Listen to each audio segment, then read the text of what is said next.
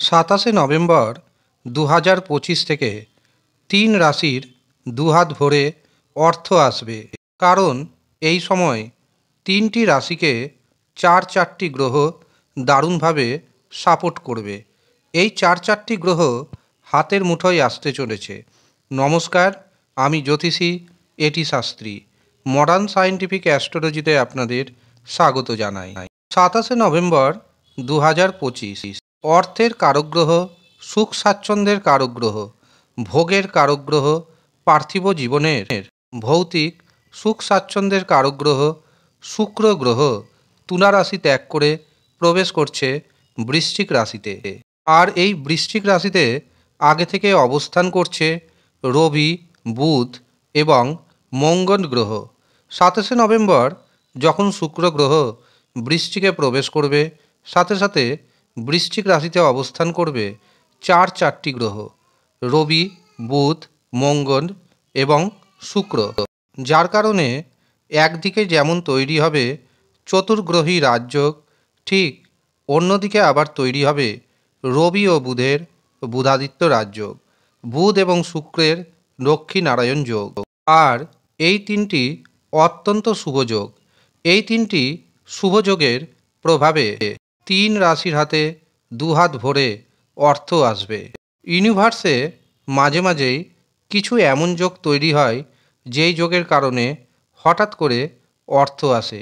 এমনই একটি যোগ তৈরি হচ্ছে 27 নভেম্বর থেকে। কাজেই আপনার ব্যক্তিগত জন্মছকে যদি অশুভ গ্রহের দোষ না থাকে, বা যাদের জন্মছকে অশুভ গ্রহের দোষ রয়েছে কিন্তু সঠিক প্রতিকার প্রতিবিধান করে খণ্ডন করে নিয়েছেন, এবং আপনি যদি এই 3 রাশির মধ্যে পড়ে যান, তবে নিশ্চিন্তে থাকুন, বিভিন্ন ধরনের সুযোগ সুবিধা আসবে এই সময় আপনার। প্রথম যে সৌভাগ্যশালী রাশির নাম পাবো সেটি হলো মকর রাশি।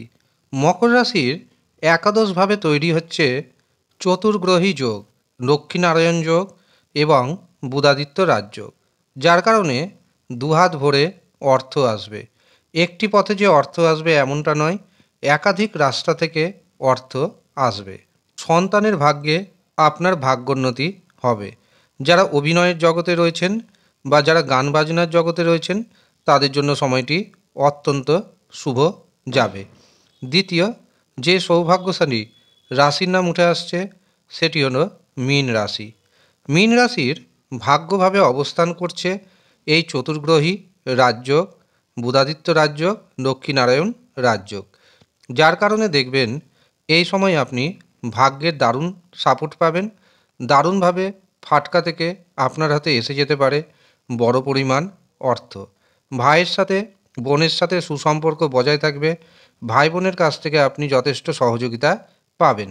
ব্যবসাতে নতুন নতুন যোগাযোগ আসবে। এই যোগাযোগ আপনার অর্থনৈতিক উন্নতিকে বাড়িয়ে দিবে। শেষ যে রাশির নাম উঠে আসছে সেটি হলো তুলা রাশি। তুলা রাশির ধনভাবে অবস্থান করছে চারটি গ্রহ, যার কারণে তৈরি হচ্ছে চতুর্গ্রহী রাজযোগ, বুধাদিত্য রাজযোগ এবং লক্ষ্মীনারায়ণ রাজযোগ।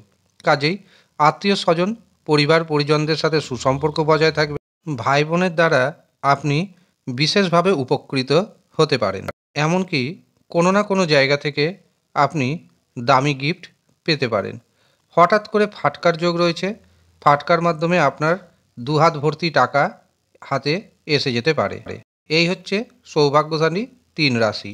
আপনি যদি 3 রাশির মধ্যে পড়ে যান, তা সত্ত্বেও যদি দেখেন আপনার সাথে তেমন কোনো শুভ ঘটনা ঘটছে না, তখন জানবেন আপনার জন্মছকে অথবা আপনার হস্তরেখাতে অশুভ কোনো গ্রহের দোষ রয়েছে। তখন আপনাকে সেই অশুভ গ্রহের সঠিক প্রতিকার প্রতিবিধান করতে হবে। তার জন্য নিজের জন্মছক বিচার করুন অথবা হস্তরেখা বিচার করান। যারা মনে করছেন নিজের জন্মছক বিচার করাবেন অথবা হস্তরেখা বিচার করাবেন, তারা নিচের দেওয়া হোয়াটসঅ্যাপ বুকিং নাম্বারে যোগাযোগ করে নেবেন। যদিও সামান্য অর্থ আপনাকে পারিশ্রমিক হিসাবে প্রদান করতে হবে। যারা ইচ্ছুক শুধুমাত্র তারাই যোগাযোগ করবেন। ধন্যবাদ।